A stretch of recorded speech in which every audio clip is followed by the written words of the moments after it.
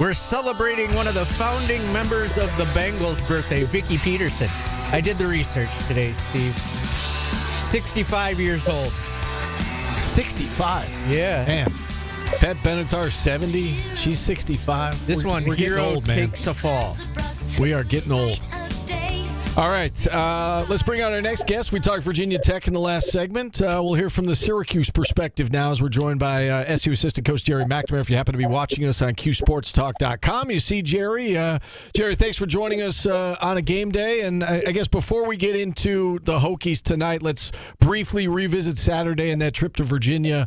Now that the dust is settled and you had a chance to dissect it as a coaching staff, what do you take from that game?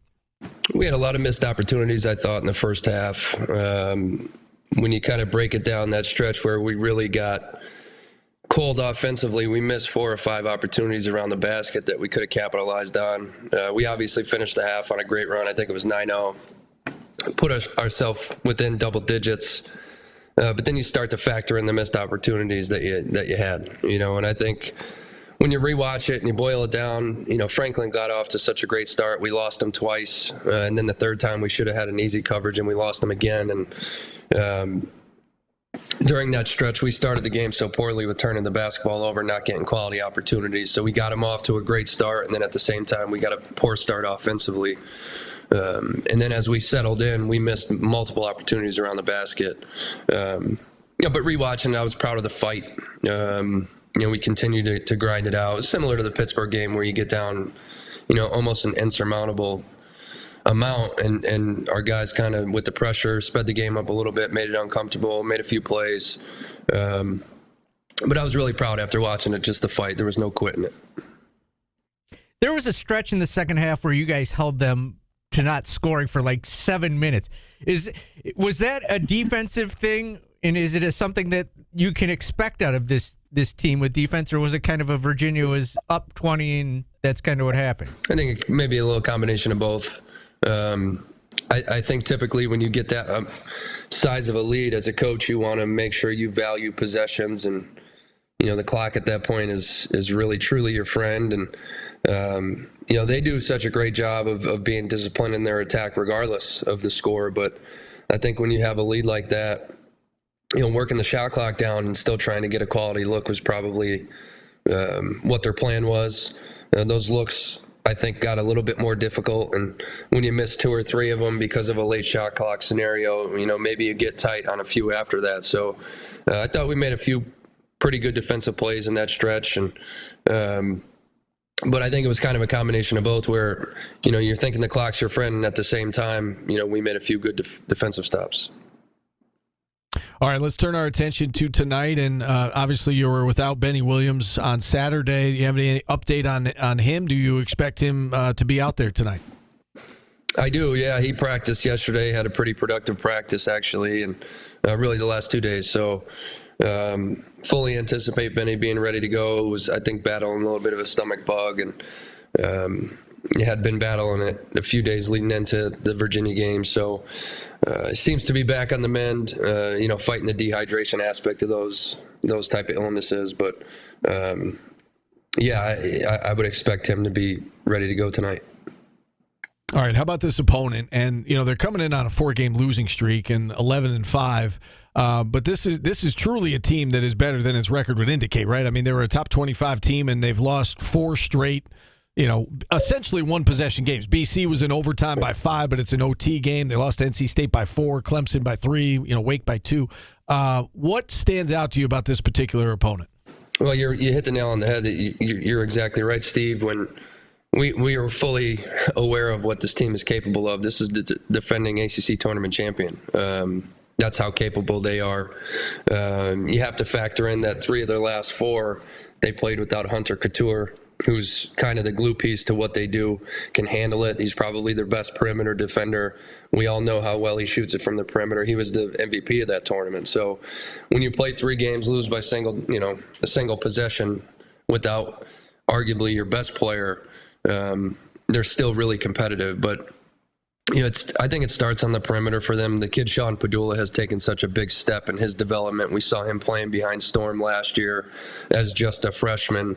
And I think he's up to around 17 a game this year.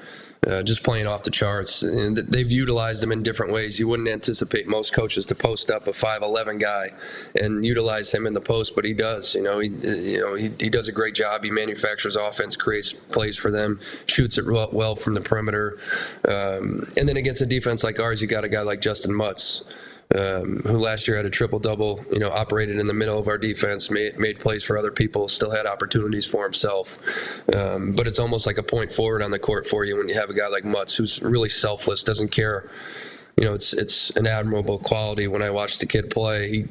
He's a winning player. He doesn't care how many points he scores. He just wants to impact the game, and that's what he did against us. And I anticipate, I don't know because he hasn't played the last 3 games, but I anticipate Couture probably being back for us and at full strength. And when they're at full strength, they're as good as anybody in the league.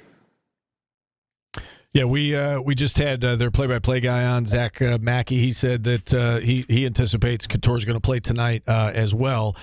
When we talk about your backcourt and the guys you work with every day, and in particular Joe and Judah, they've been playing very consistent basketball. And I know that, Virginia's a very difficult opponent, but, how would you kind of assess the job that they are doing collectively and Judah being a freshman, assess the job he's done, progressing over the course of the first half of the season?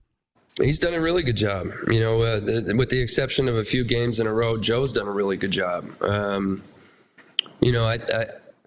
I'm really proud of Joe's individual rebounding effort at Louisville. It's an area that we need to obviously capitalize on from our position. And we kind of look at the guard group as one unit in terms of the rebounding production.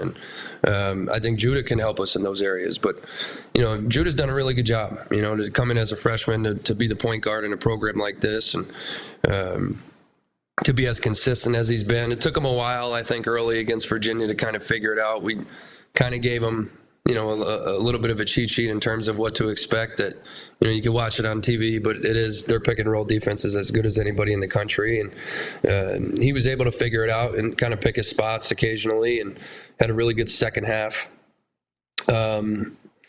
But I still think on the defensive end, there's stretches where we need to be better.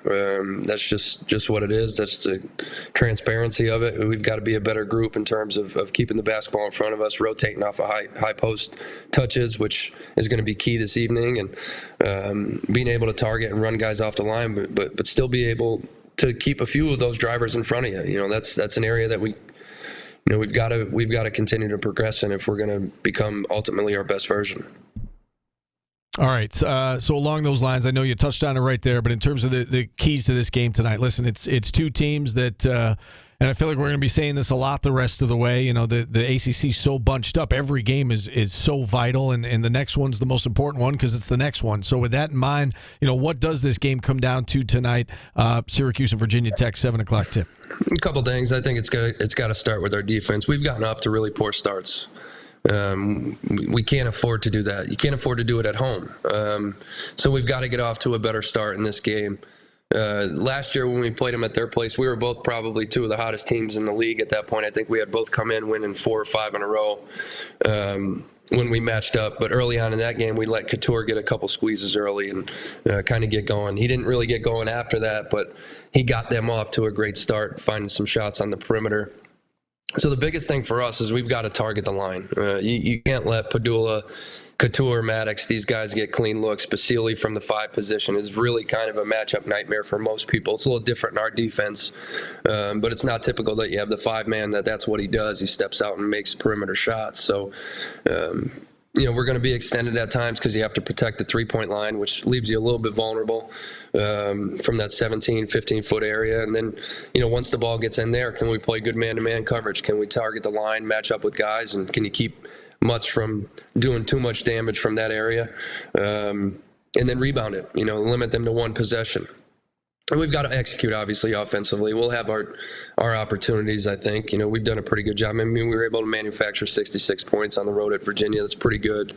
I think Carolina got 58 last night. So, we've got to be clean and crisp and take care of the basketball. That's been a problem. We've turned the ball over, I think, 16 times against Louisville and 16 against Virginia. So we've got to take care of the basketball. We've got to target the 3-point line. You got to limit it to 1 possession.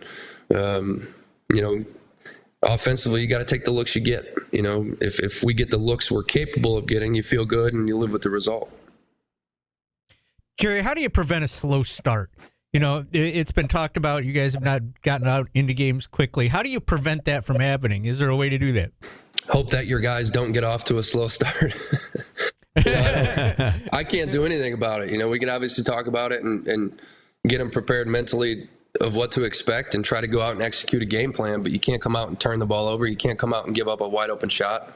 And those are the kind of scenarios that we've put ourselves in. We've turned the basketball on opening possessions, and then defensively you've given up a few open shots on the first few possessions. So I can't do anything. I can try to do the best I can as far as implementing our game plans and what to expect. And then, you know, when the ball's tipped, it comes out to, you know, preparation and production, and you know, they've got to execute. All right, Gerry. Thanks for joining us on a game day. I know it's a busy time for you. Go get them tonight, and we'll talk again soon. Sounds good. Thank you, guys. All right, SU Virginia Tech, 7 o'clock tip tonight inside the JMA Wireless Dome. Pleased to be joined by SU assistant coach Gerry McNamara. With that, we will open up the phone lines from now until 1:30, 315-437-7644. We'll take a timeout here. We'll wrap up hour number 1 next. Hold on. Something's been brought to my attention. Gerry's call in there. Brought to you by RomanoCars.com and William Matar. Thank you. And with that, we'll be right back.